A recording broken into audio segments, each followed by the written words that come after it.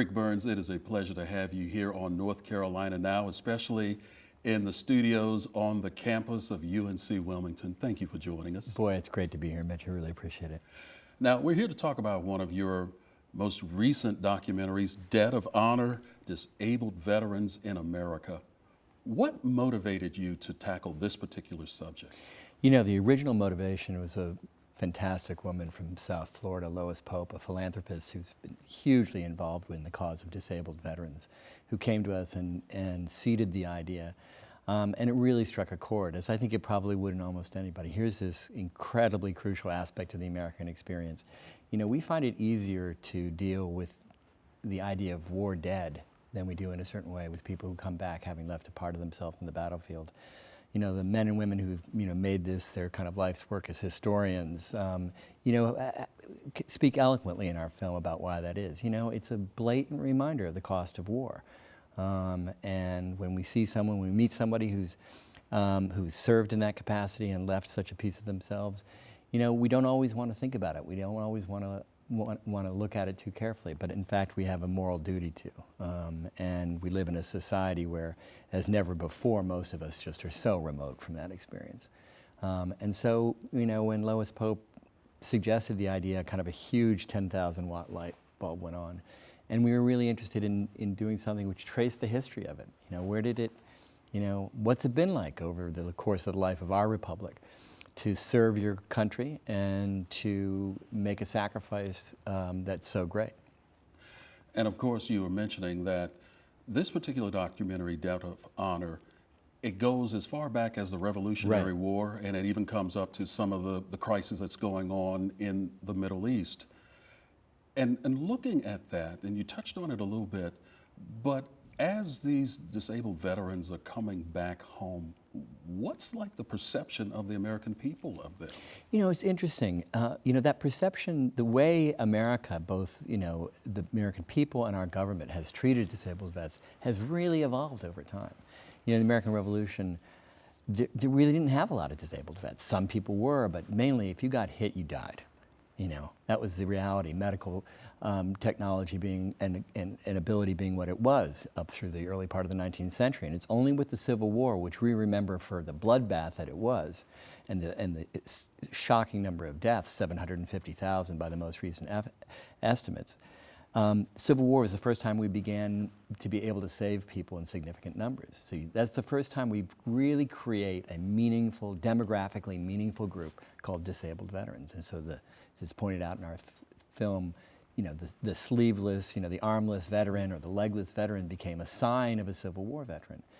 Well, the course, looking at it historically, even in the kind of very sketchy aerial way we do in an hour-long film, I just found really eye-opening, sort of war by war.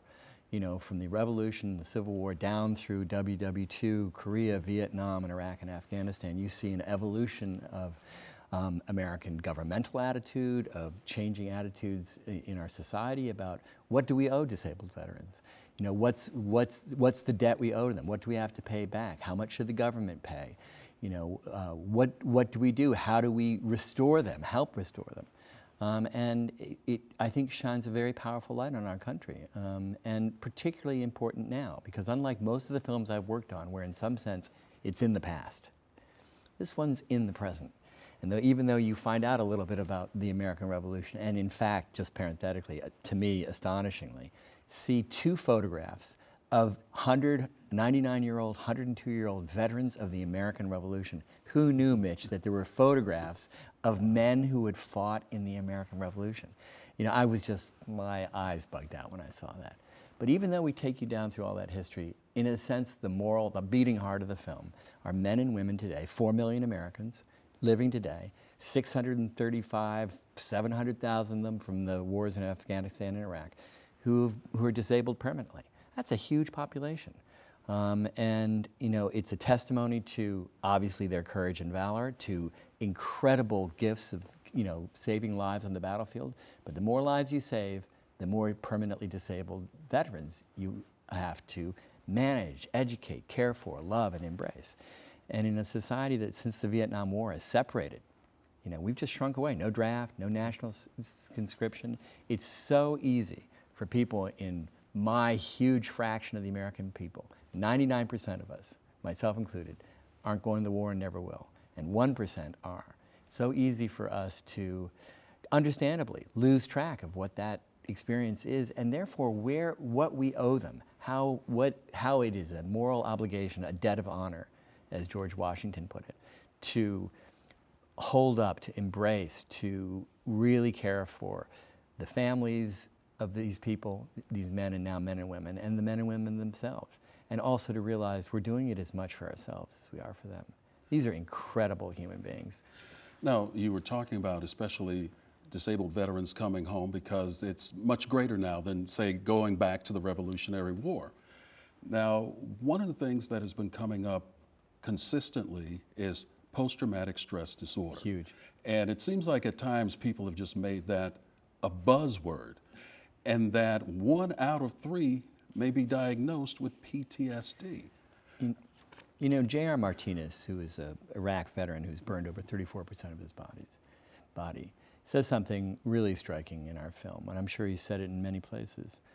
You know, he doesn't care where you come from or who you are. You take any person, any American, put him or her in a combat situation for 2 hours, let alone 2 weeks or 2 tours of duty or 10 tours of duty, that person is going to be absolutely transformed forever. And at what exact point, you know, some kind of traumatic response picks up and merely transformation leaves off is anybody's guess. Everybody's changed by war who goes through it. You know, we've had names for it since before the dawn of psychiatry. Soldier's heart in the Civil War, you know, shell shock once we had all these huge, you know, kind of cannonades in the First World War. You know, they called it the Vietnam syndrome, you know, in Vietnam. But it's as old as Homer. And it's that when you take people out of their normal lives and you confront them with the hell and horror of battle, whether they are themselves directly hit or not, they are going to suffer an injury. Very, very large percentage of the time. And we've called it many, many things. Post-traumatic stress disorder, now TBI, traumatic brain injury. But the fact of the matter is like, don't make a mistake. You know, when you look at Tammy Duckworth, Congresswoman from Illinois, who's got, you know, a double amputee below the waist and the back of her right arm blown off, you go, oh, that person left a piece of themselves in the battlefield. It's more invisible when it's traumatic brain injury, but it is every bit as physical. And what every one of these men and women will tell you, that's the harder injury to live with. And so we have to, you know, we can save these people. It is extraordinary what the Army does, what the VA does in putting Humpty Dumpty back together again. We can do it almost every time. Now we have this huge bulge in our population of people who really have injuries that need every bit of their own perseverance and their own ingenuity and their family's ingenuity, and we need to surround them. We need to give them everything because, you know, that is what they signed up for. And that's incredible. That's an amazing thing. They went, I love my country, I'm going to serve something larger, and if I leave everything behind or part of it behind, that's okay with me. Well, if it's okay with them, it better be okay with us to reach out to them and help them and love them and give them everything they need. Now, you had mentioned earlier about the 1%ers, because usually in the United States, when you hear the 1%ers, Absolutely. you're usually referring to the wealthy, but in this case, 1% of America's population serve in our armed forces. And then to couple that with 5% of people who are associated with these veterans and disabled veterans, how do we go about convincing the 95% that they have a role to play in this as well? Because sometimes people, as you said, they forget because they look at That's it kind right. of like a Hollywood movie that, okay, the hero comes back home and he or she lives happily ever after. But for these disabled veterans, it's a totally different story. So how do we reach out to them? You know, I think that's a $64,000 question for Americans, every one of us, in 2015 and going forward. How do we? You know, there's a sign, Max Cleland refers to it in the film, Max, triple amputee from a day in 1968 in Vietnam, went on to become head of the VA, senator from Georgia. Incredible American. You know, and he refers to a sign down in the Marine barracks at Quantico that says, America's not at war. The Marine Corps is at war. America's at them all. Okay, so, right, I love them all. We all love them all. It's a good thing. It's not to castigate them all. But how are we going to get them all and put it back into contact with the front line? And it's not there's no easy answers. You know, the Vietnam War, searing event in American and world experience, you know, made us understand somehow that national conscription's a non-starter, not going to happen. No more drafts since 1973, the day I turned 18.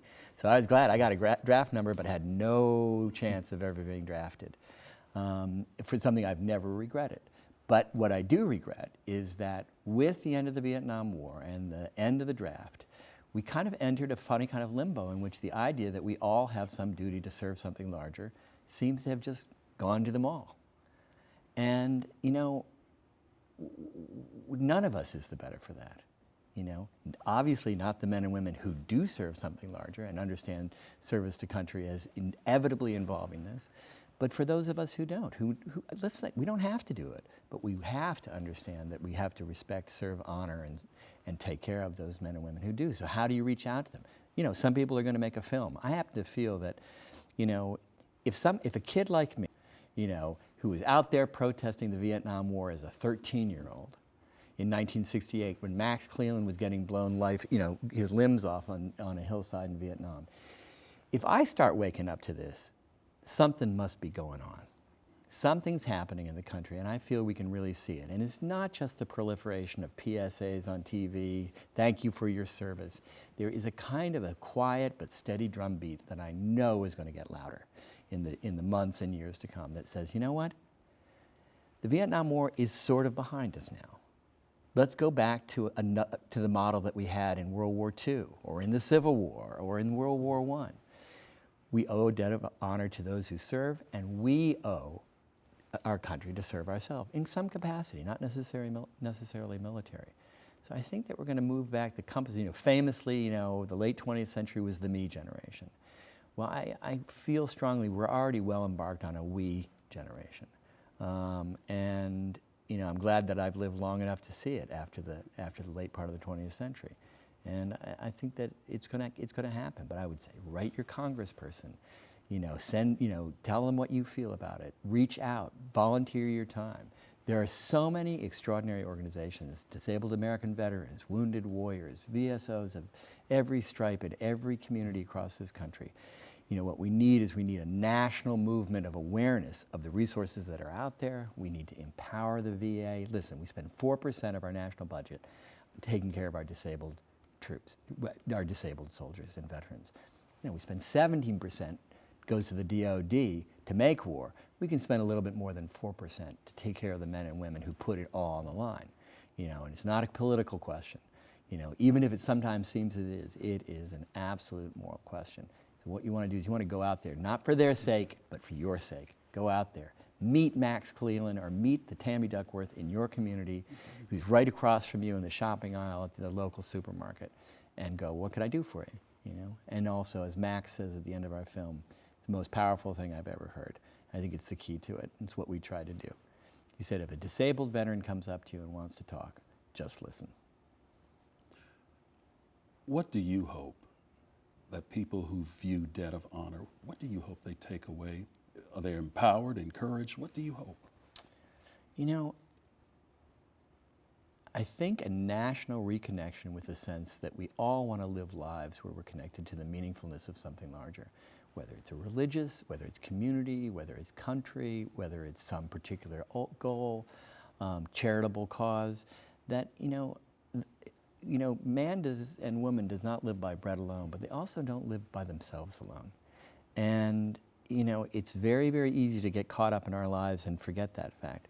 But however hard it is to put someone else or some other value ahead of yourself, every time any one of us has ever done that, we've never regretted it. So we're missing the fact that these men and women who serve the country have this extraordinary, the luxury of this incredible thing, which is connection to something larger. And we want to plug into that. And I just hope that, more and more of us do, for the country's sake, for disabled veterans' sake, and for our own sake. It's time to wake up from the mid-late 20th century and rejoin an ethic that's been part of the country for a very, very long time. Shifting gears a little bit here, because you have been a very busy person here in 2015. It's been a busy year. At least 3 projects that you've been working on, and another one that's coming up really soon. It's called The Pilgrims. Give us a little bit of background about that one. You know, I'm so thrilled about this project. We've been working on and off for about 3 or 4 years. You know, we sit down, we remember these people every fourth Thursday in November, Thanksgiving, the Pilgrims, buckled shoes, blunderbusses, funny hair, women in bonnets, turkeys, the whole 9 yards. And almost all of it is a myth. All of it was constructed in the 19th century retrospectively. Who these people really were, I mean, we kind of know technically they're English people, but you know, we think of them as instant Americans because they seem to embody values that mean everything to us Americans. They were looking for freedom. They were deeply devout. They went through such hardship, but they persevered through the providence of God. Well, you know, that's part of the story. But that, looking at them as instant Americans, connects us from their European background, which means we just have a completely unrealistic, unhistorical view of them. These were radical, extreme Protestant cultists who we would not be wrong to call nutcases in many respects, who were part of a cult, who weren't going to take no for an answer, who wanted to get right with God, and that meant separating from the English church, separating from England, and finally separating from Europe altogether. Men, women, and children, families, these were not, you know, soldiers of empire. These are not people well prepared. They were the least well-prepared shock troops to ever go out and try and start a colony. They had no business surviving. They almost didn't survive. Half of them died. The story, the real story, is kind of hair-raising and much more like a film I did on the Donner Party without the cannibalism 25 years ago than it is like this kind of quaint story of kind of friendly bonneted and, you know, buckle-shoed Englishmen who come and shake hands with the Indians and everybody makes nice, you know. In 1623, there was a decapitated head over the fort at Plymouth Plantation. We don't think about that. We think about, you know, turkey and pheasant. They didn't call it Thanksgiving. They had no idea what they were doing. They were in mourning that first harvest festival in 1621. They were a shocked, grieving, depleted people hanging on for dear life by the skin of their teeth, happy just to be there, and mourning the other half of them who weren't. So it's a story that cuts to the bone, whether you're a Native American whose land was being taken away, whether you're English settlers who, you know, come on.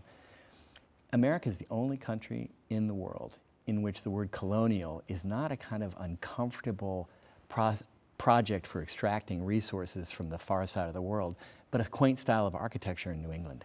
That's what colonial means to us. You know, we wanted to give the real meaning. These were religious fanatics who were colonists in an outpost of empire.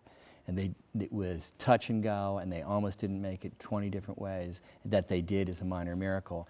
And I'm telling you, we're sitting here in North Carolina. We're much closer to the real origin of America, just up the coast at Jamestown. Started 13 years before our hapless Pilgrim group hit Massachusetts coast. They're the real first European Americans, not the Pilgrims. So how was it that the Pilgrims got pride of place? How come they're the people we say, that's where we began? That's another part of the story that we you know, uncovering that, which is sort of the story of the story about how history gets constructed as much retrospectively as we look back, as much as it is, you know, going forward. So we knew we had a tiger by the tail, that all of us, including ourselves, thought we knew everything we needed to know, and in fact, you know, it's another 1%er. Now, you are a 6-time Emmy Award winner, and that runs in the family because you are the brother of documentarian Ken Burns. Taught me everything I know, as he'll be the first to tell you. Now, the two of you have collaborated on several projects, That's including where I cut my teeth, yeah. the Civil War. Yeah. Now, are there any future projects that the two of you may be working on? You know, I am the younger of 2 brothers. We're 18 months apart. Ken's a year and a half older, and as I like to point out, an inch and a half shorter. We grew up in the same bunk bed. You know, any 2 brothers who've been that close know what that's like and know what I'm talking about. You know, Ken let me into this field, showed the way. He was a pathfinder from our earliest childhood, and I can't sit here and tell you I would have been a documentary filmmaker without him. In fact, I'm virtually positive I wouldn't. You know, having opened the door to me, you know, he wanted me to keep working with him, you know, as his, you know, chief lieutenant. But, you know, the funny thing is that that's not what you want to do once you've gotten a taste of it. And so I've been directing ever since Ken, you know, gave me this big favor on the Civil War. And you can't have 2 directors on the same film. So it's like, you know, it's worse than having two rabid cats in a burlap bag. So it's very, very tough. So we're kind of like, we don't really compete. We're sort of friendly at a distance about each other's work. But I can tell you, you know, I turned 60 now.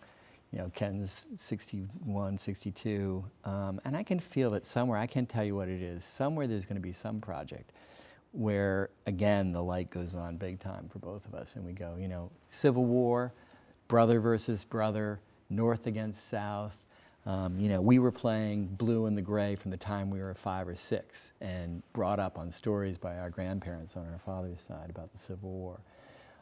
There's going to be some other story that really, really resonates like that, and that feels natural and needs to have two pig-headed, highly competitive, you know, brothers who are still essentially bunking together, you know, now in the same profession rather than the same, you know, bunk beds. But I know it's going to happen. We'll just have to sort of see what it has, and then it'll be like two rabid cats in a burlap bag.